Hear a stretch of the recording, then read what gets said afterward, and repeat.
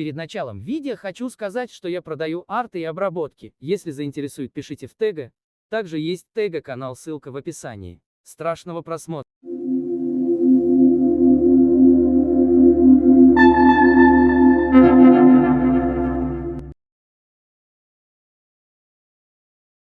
Было около полуночи.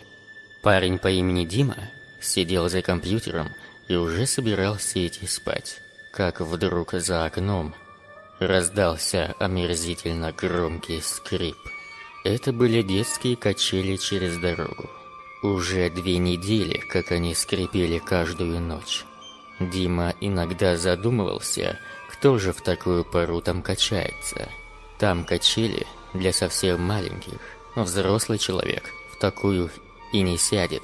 Ноги девать некуда. Неужели кто-то в полночь водит ребенка поиграть? Ну хорошо, может быть, человек занятой и хочет уделить внимание своему ребенку. Ну на 5 минут, ну на 10. Но это ведь по полночи продолжается иногда. Вдруг Дима услышал, как этажом выше открылось окно. Это был его сосед. Уважаемые! Вы там чем скрипите? Вы там что, анусами своими скрипите, что ли? Так я вам сейчас помогу их смазать паяльником. Поздно уже. Кыш отсюда, спать ложитесь.